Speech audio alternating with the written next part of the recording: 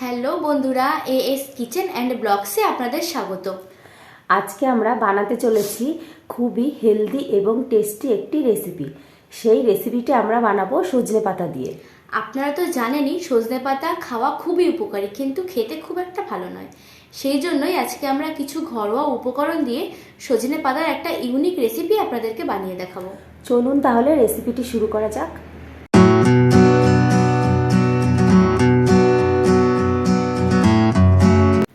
রেসিপিটি বানানোর জন্য প্রথমে আমরা নিয়েছি সজনে গাছের কচি ডাল, আর নিয়েছি হাফ বাটি মুসুর ডাল, পরিমাণ মতো আদা রসুন বাটা ও কাঁচা লঙ্কা বাটা, আর একটা বড় সাইজের পেঁয়াজ কুচিয়ে নিয়েছি।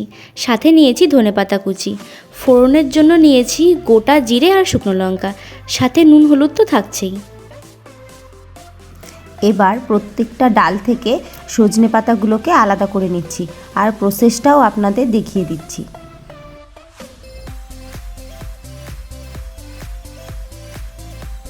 এরপর একটি প্যানে জল গরম করে তাতে ডাল দিয়ে দিলাম সেদ্ধ হবার জন্য। সাথেই দিয়ে দিলাম পরিমাণ মতো নুন, হলুদ আর সামান্য সরষের তেল। এবার এটাকে ঢেকে দিলাম।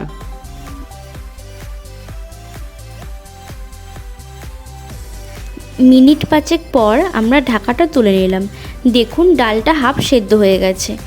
আমরা সজনে পাতাগুলোকে এই ডালের মধ্যে দিয়ে দেব, দিয়ে হালকা নাড়াচাড়া করে ডালটাকে আবারও ঢেকে দেবো সেদ্ধ হওয়ার জন্য। আবারও 5 মিনিট পর ঢাকাটা তুলে নিলাম। দেখুন ডাল আর পাতা দুটোই ভালো মতো সেদ্ধ হয়ে গেছে। তবে ডালগুলোকে কিন্তু একদম গলিয়ে ফেলা যাবে না, এরকম অবস্থাতেই নামিয়ে নিতে হবে। এবার একটি কড়াই নিয়ে পরিমাণ মতো সর্ষের তেল দিয়ে দিলাম। তাতে ফোড়ন দিলাম জিরে আর শুকনো লঙ্কা। ফোড়নটা ভাজা হয়ে গেলে এতে দিয়ে দিলাম কুচনো পেঁয়াজ। পেঁয়াজটাকে আমি এবার হালকা নরম হওয়া পর্যন্ত ভেজে নেব। পেঁয়াজটা হালকা নরম হয়ে গেছে। এবার দিয়ে দিচ্ছি আদা রসুনের পেস্ট আর কাঁচা লঙ্কার পেস্ট। এবার এই সবগুলোকে ভালো করে মিশিয়ে নেব। এবার পরিমাণ মতো নুন আর হলুদ দিয়ে সমস্ত মশলাটাকে ভালো করে কষিয়ে নেব।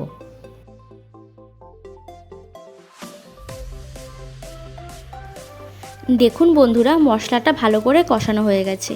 এর মধ্যে দিয়ে দেব আগে থেকে সেদ্ধ করে রাখা ডাল আর সজনে পাতা। এবার এই সব কিছুকে ভালো করে মিশিয়ে কিছুক্ষণ ফুটিয়ে নেব।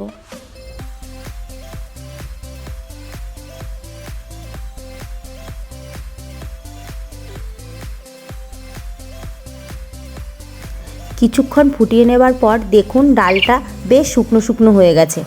এবার ভালো করে নাড়াচাড়া করে ধনেপাতা কুচি দিলেই আমাদের রান্নাটা কমপ্লিট হয়ে যাবে।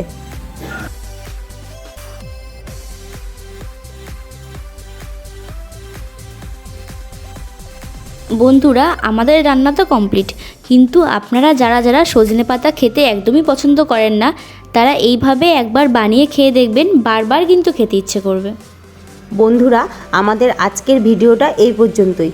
ভিডিওটি ভালো লাগলে লাইক কমেন্টস করবেন এবং চ্যানেলটি সাবস্ক্রাইব করে পাশে থাকা বেল আইকনটি ক্লিক করে দেবেন।